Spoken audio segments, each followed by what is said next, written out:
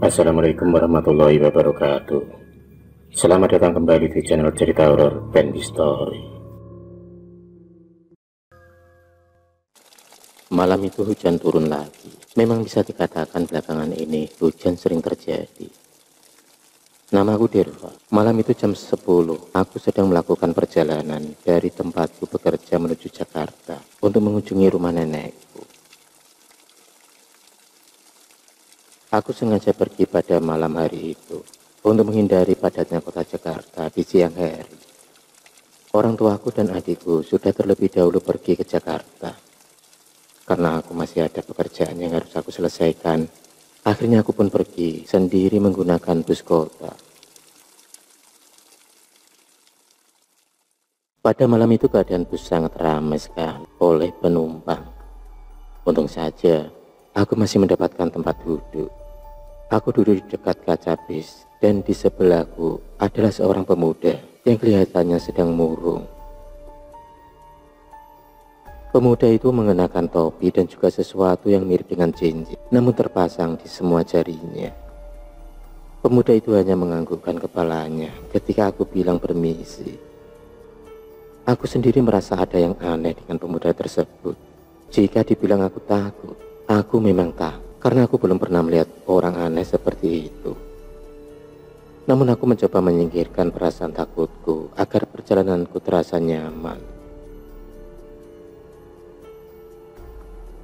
Sepanjang perjalanan aku mendengarkan MP3 ku yang kuputar melalui handset agar tidak mengganggu penumpang yang lain. Namun tiba-tiba aku pun tertidur. Dan ketika aku bangun, kulihat jam tanganku sudah menunjukkan pukul 11:30 malam. Wajar jika perjalananku memakan waktu yang banyak, karena jarak tempat kerjaku ke Jakarta memang cukup jauh.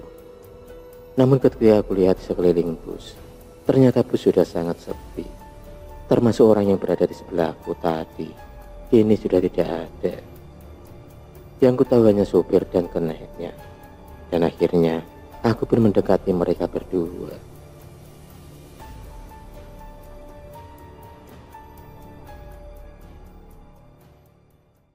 Aku pun bertanya kepada mereka, ini sudah sampai di mana? Pakai nanya. Ya sudah, urun sana. Jawab kenek tersebut judes. Aku pun bertanya, kemana yang lain kok sudah pada sepi? Setelah itu aku pun duduk kembali, duduk di tempatku. Dan tak berapa lama kemudian, aku sampai di tempat tujuanku. Setelah aku turun dari bus, aku melihat ke dalam bus itu melalui jendela bus. Dan ternyata, kulihat banyak orang berada di dalam bus itu. Aku pun sedikit terkejut. Karena selama tadi aku di dalam bus, keadaan bus itu sangat sepi. Dan tidak ada penumpang lain di dalam bus tersebut. Kecuali hanya aku, kenek, dan sopir tersebut. Sementara aku singkirkan pikiran aneh yang dapat membuatku takut. Kulihat jam di tanganku. Sekarang sudah jam 12 malam dan perutku ternyata sudah kelaparan. Aku kemudian memilih untuk berjalan kaki ke rumah nenekku karena jaraknya cukup dekat dengan tempatku turun dari bus tadi. Pada saat perjalananku hampir sampai ke rumah nenekku, aku melihat seorang tukang sate pikul yang berjalan ke arah. Dia membunyikan kentungan untuk menandakan bahwa dia sedang berjualan sate. Memang terlihat samar bagiku karena penerangan di sana sangatlah minim. Namun aku mengenali perawakannya. Dia persis dan memang mirip dengan orang yang duduk di sebelahku pada saat aku berada di dalam bus tadi. Karena penasaran dan perutku memang sudah lapar, aku pun memanggilnya. Bang, sate bang. Pada saat dia mendekat, aku langsung memesan 10 tusuk sate memakai lontong. Maklum, karena ini sate pikul, jadi memang satenya sedikit lebih kecil. Kemudian pada saat dia mempersiapkan satenya, aku pun memperhatikannya dengan seksama. Dia memang orang yang duduk di sebelahku pada saat aku berada di bus tadi. Dia mengenakan topi yang sama dan jam tangan yang sama. Sama seperti tadi dia selalu saja menunduk, dan tidak pernah menatap kepada aku.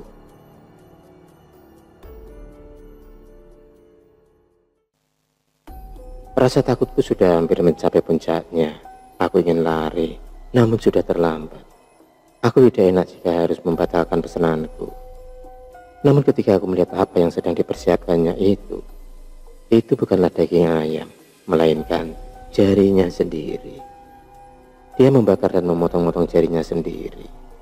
Seketika itu aku pun berteriak, sehingga dia dapat menatapku.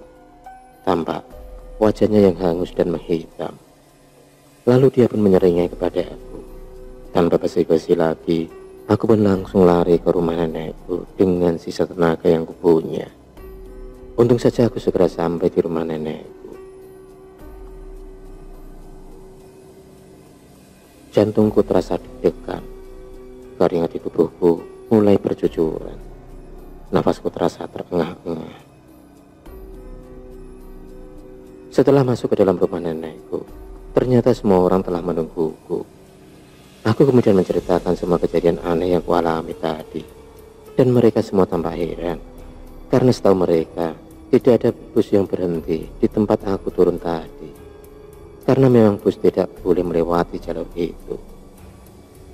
Mereka juga bilang sudah mencoba menghubungiku untuk mengetahui di mana posisiku agar dapat mereka jemput, namun tidak ada balasan dariku. Dan ternyata aku baru sadar, sedari tadi handphoneku tidak ada sinyal. Dan aku baru ingat, aku masih menyimpan karcis dari bus tadi. Namun pada saat kulihat kembali dan kutunjukkan kepada mereka semua, ternyata karcisnya berubah menjadi daun. Sungguh aneh, tapi itu memang nyata. Semua keluarga aku pun terkejut melihat apa yang aku tunjukkan. Keesokan harinya, aku membaca koran dan mendapat berita tentang bus yang terguling dan membentur pohon semalam pada jam 8 malam di jalan yang sama pada saat aku turun semalam. Dikabarkan semua penumpang dalam bus tersebut tidak ada yang selamat kecuali sopir dan keneknya. Bus itu terguling dikarenakan jalanan yang licin dan sopir yang mengantuk, sehingga tidak bisa mengemudikan bus secara benar dan tidak dapat menguasainya. Sekarang aku baru mengerti kenapa semalam aku mengalami kejadian seperti itu.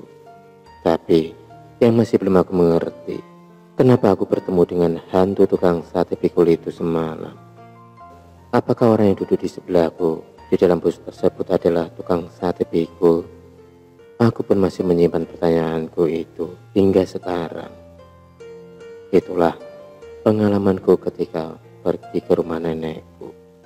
Pengalaman yang sangat mencekam dan mengerikan, yang masih aku ingat hingga sekarang. Akhirul kalam. Wassalamualaikum warahmatullahi wabarakatuh.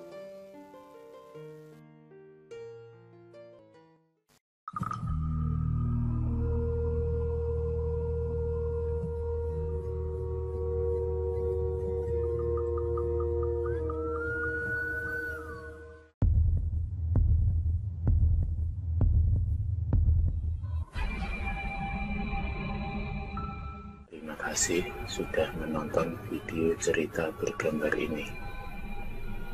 Klik subscribe untuk terus mendapatkan video-video cerita bergambar selanjutnya. Semangat berkarya.